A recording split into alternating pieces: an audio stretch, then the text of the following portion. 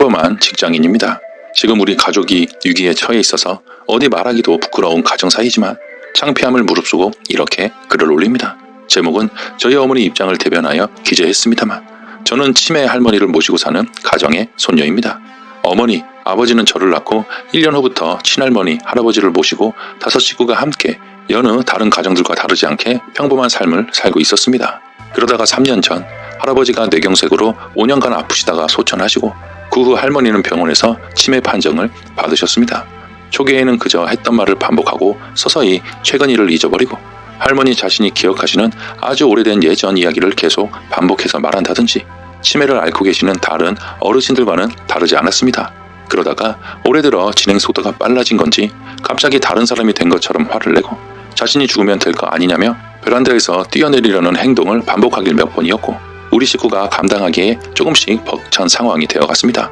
하지만 가장 심각한 문제는 고모들에게 걸려오는 안부 전화에 할머니가 엄마 험담을 하기 시작한 것이었습니다.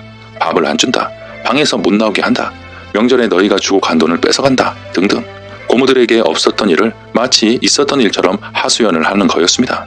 이런 일이 몇 번이나 있었는지 모르겠지만 우연히 이런 내용을 전화 통화를 듣게 된 엄마는 그 후부터는 할머니에게 걸려오는 전화들을 엿들었더니 자식들에게 오는 전화나 할머니가 거는 전화 모두 엄마와 저 심지어 아빠의 험담이었습니다. 그래서 엄마가 할머니에게 도대체 저에 대해서 왜 그렇게 말씀하시냐며 물었지만 할머니는 난 그런 적 없다. 내가 언제 그랬냐. 늙었다고 미친 사람 취급 말라 이러십니다. 같이 살지 않는 입장에서 자기 엄마가 그렇게 말을 하니 고모들은 당연히 부모님과 제가 그렇게 할머니를 취급하는 것으로 믿게 되었습니다. 엄마는 그동안 극진하게 모셔드리지 못했어도 죄송할 행동 한번 한 적 없이 모셔왔는데 그렇게 없던 일을 마치 실제 엄마가 할머니를 나쁘게 대우하는 것처럼 거짓말하는 것에 화가 나셨고 그렇게 양쪽 엄마와 고모들은 서로 골이 깊어져만 가다가 약 3개월 전 할머니와 엄마가 식사 중 사소한 말다툼으로 시작해서 언성이 높아지는 상황이 발생했습니다. 할머니는 이 집에서 이제 살 수 없다며 고모네 집에 가길 원하셨고 고모가 다음날 모셔갔습니다. 그렇게 며칠 진정되시도록 고모네에 계시다가 다시 돌아오실 것으로 예상했으나 고모들은 아니었나 봅니다. 할머니를 모셔간 고모들의 첫 연락은 이거였습니다. 그런 지옥 같은 집에서 우리 엄마 더는 못 모셔. 우리가 옆에 두고 번갈아가면서 모실 테니까 우리 엄마 편히 살 집 얻을 돈을 줘. 대뜸 서울에 사는 당신들 옆에 두고 모실 테니까 자기들 엄마 집 얻을 돈을 우리 아빠에게 요구한 겁니다. 5천만 원. 고모들 측에서 우리에게 달라고 요구한 돈은 5천 원도 500만 원도 아닌 5천만 원이었습니다.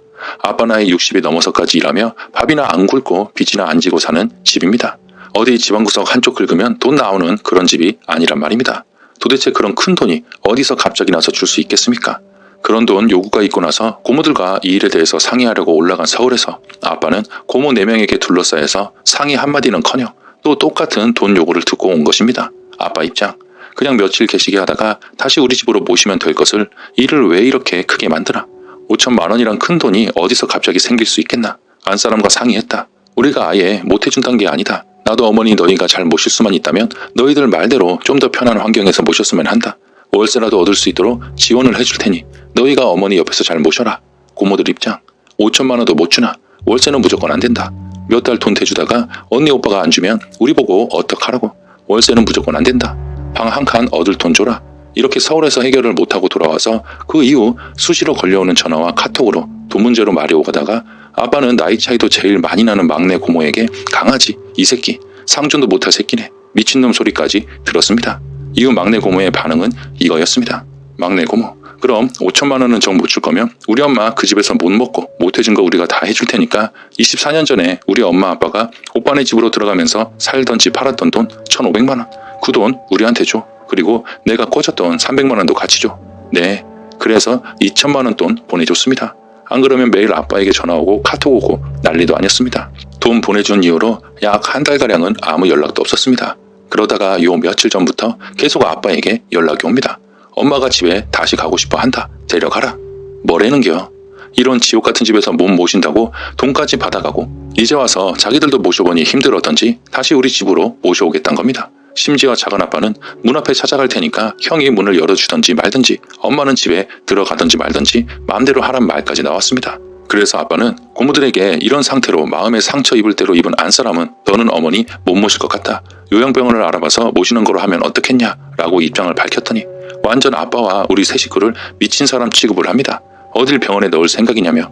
할머니는 어느 집에 가셔서 똑같습니다. 우리 집에 다시 오신다고 상태가 호전되는 것이 아닙니다. 집중적이고 정기적인 치료가 필요합니다. 그런데 고모들과 작은아빠는 그것을 모릅니다. 차라리 그럼 자기들이 번갈아 가면서 모실 테니까 그 모시는 생활비를 우리 아빠에게 달라고 또 요구합니다. 심지어 참고로 우린 피부치니까 절대 다른 형제들한테 생활비 나눠서 보태란 말 절대 꺼내지 마. 이런 식으로 나오고 있습니다. 답은 없습니다. 지금 상황은 세 가지입니다. 첫 번째, 할머니를 요양병원에 모시는 것. 고모들의 반대, 죽일 듯이 달려듭니다. 두 번째, 우리 집에 다시 모시는 것. 엄마, 아빠의 이혼.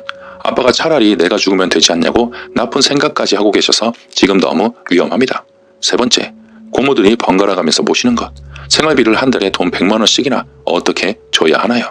작은 돈도 아니고 우리 집에서만 생활비를 줘야 할 이유를 모르겠습니다.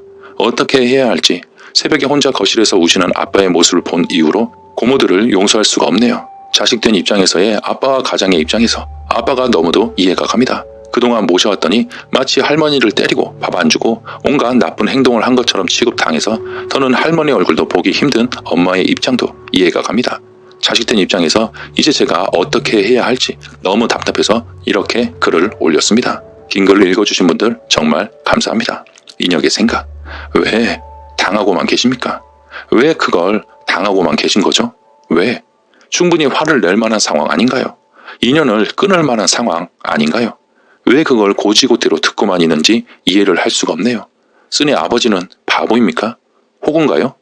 당최 이해가 안 되나요? 막내 고모는 도대체 뭡니까? 돈 다 받아가 놓고 다시 모시라고? 웃깁니다. 웃겨. 그냥 그 미친 고모들 말 다 싹 무시하세요. 그냥 쌩까시고 인연 끊으세요. 뭐하러 살기도 힘든데 그걸 다 받아주고 계십니까? 그냥 쓰니 아버지를 호구라고 생각하고 있잖아요. 미친 고모들 말도 안 되는 말로 말같이 하고 있는데 생각이 없나요? 참, 인연 끊는 게 제일 좋고요. 할머니는 아버지가 모신다고 하고 고모들한테 돈 받으세요. 집 한 돈도 막내 고모 줬으니 다시 받아오시고요. 그게 맞는 거 아닙니까? 고모들이 완전 미친 것 같은데 죽일 듯이 달려들면 신고하세요. 법에 심판을 받아야죠. 쓰니 아빠가 호구 같아 보이니까 달려드는 겁니다. 강하게 나가라고 하세요. 사연 감사합니다. 만약 여러분이 쓰니의 입장이라면 어떻게 하시겠습니까? 여러분의 소중한 의견 댓글로 남겨주시면 감사하겠습니다. 이번 사연은 여기서 마칩니다. 지금까지